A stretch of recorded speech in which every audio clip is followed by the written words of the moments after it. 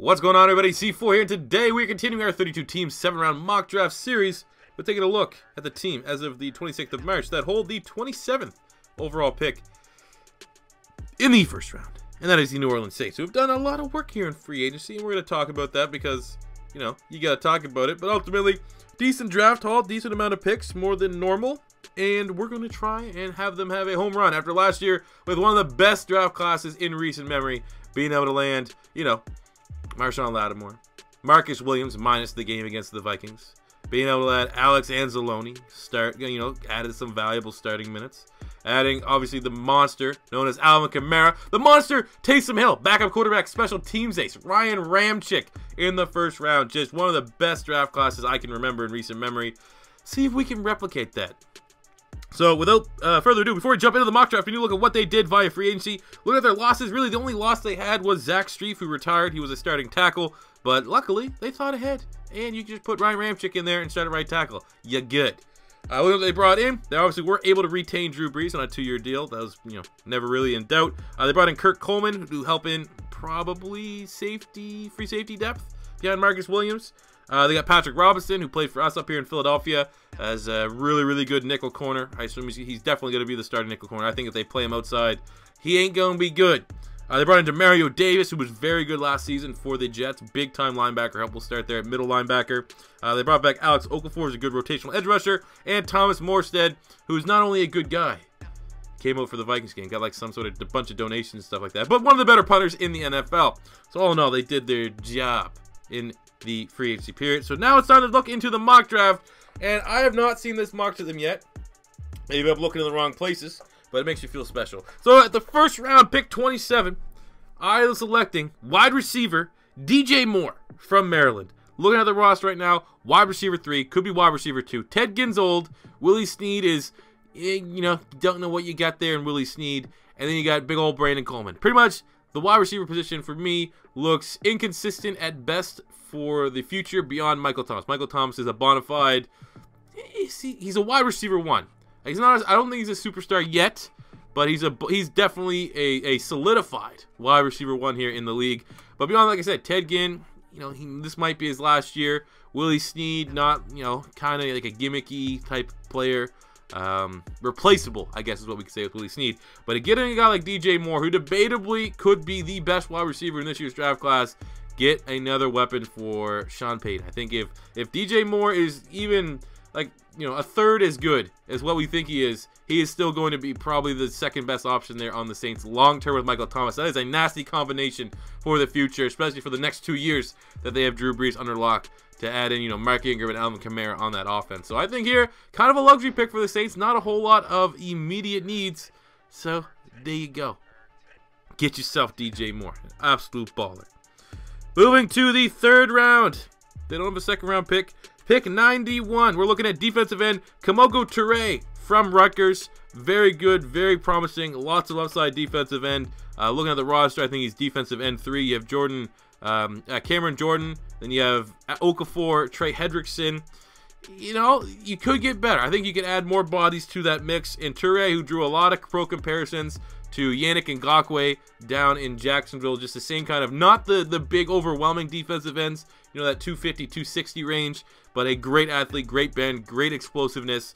I think that this is a nice little project type player for Dennis Allen to have on the defense.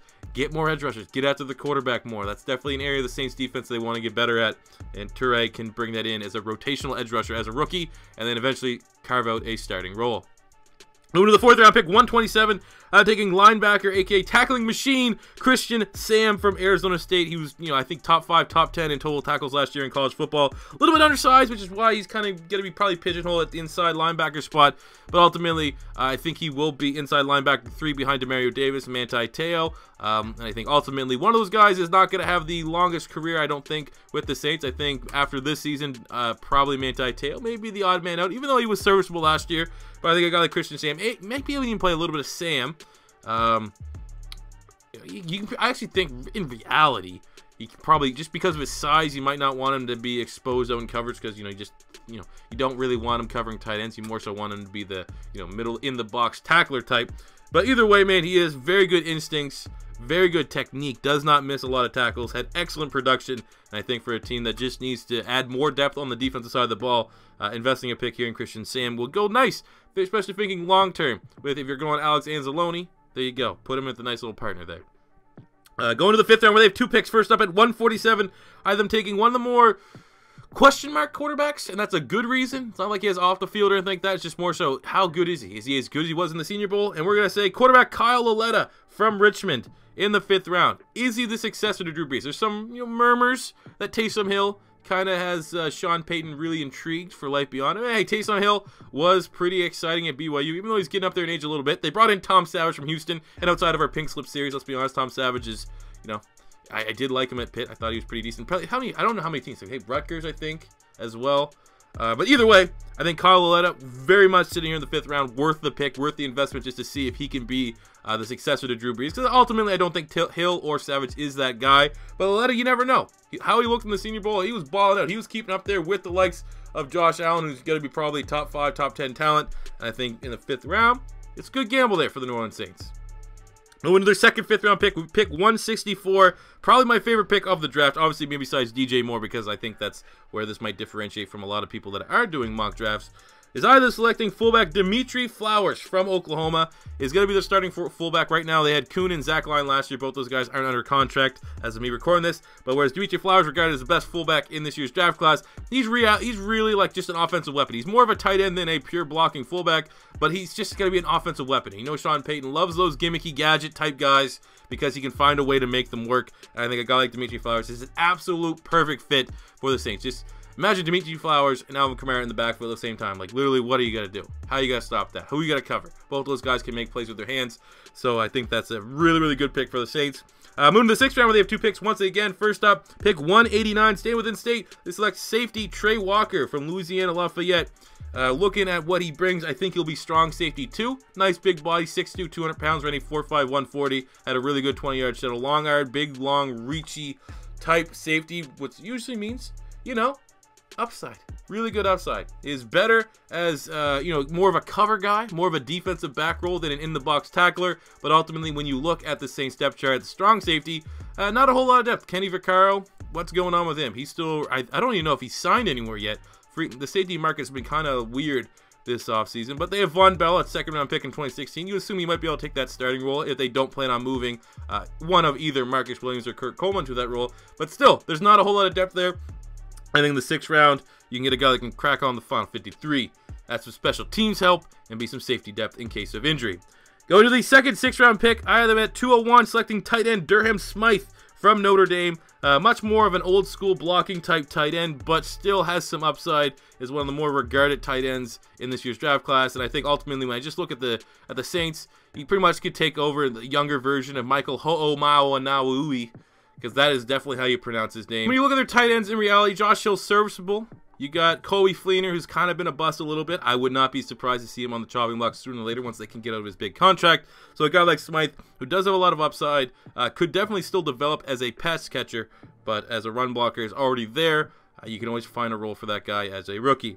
And then finishing up the draft here in the 7th round, I picked 245. I'm selecting quarterback Devontae Harris from Illinois State, which would be really, really weird because they have a D''Vontae Harris already on the roster. But look at the back end, trying to add depth at cornerback spot. Just a good height, weight, speed type guy. 6 feet tall, 200 pounds at the combine, 4'4", 340. Highest reps at the bench press, 22 reps. He's just your big time type corner. Could be a defensive back hybrid, where scouting report says he has good size, he's good against the run, but he's a versatile type guy, good on special teams. That he's pretty much gonna be like a special teams ace type role, and that's really what you're looking for here in the 7th round. You're not gonna get a lot of your Tom Brady type super late in the draft. More often than not, you're trying to find guys that can crack the 53, make a tackle on special teams, and fill in a depth void in case there's a crazy injury crisis. So there you go, guys. That is my Saints mock draft. I really do want to hear what you guys think about the DJ Moore pick, because from just what limited sites I've looked at for what their mock drafts look like, I haven't seen wide receiver being that popular of a pick for the Saints. But ultimately, I think when they're sitting at 27, you go best player available and at playmaker playmaker that's as versatile as DJ Moore. Makes a lot of sense and is very intriguing for the New Orleans Saints. So let me know in the comment section if you agree or disagree with any of the picks you saw here today. If you have your own Saints mock draft, just post in the comments. We can do nice little side-by-sides, see which one's better from the people. Let the people decide. If it's your first time stopping by, don't be afraid to hit that subscribe button. Smash the like button if you enjoyed. And until next time, guys, it's C4 saying peace out.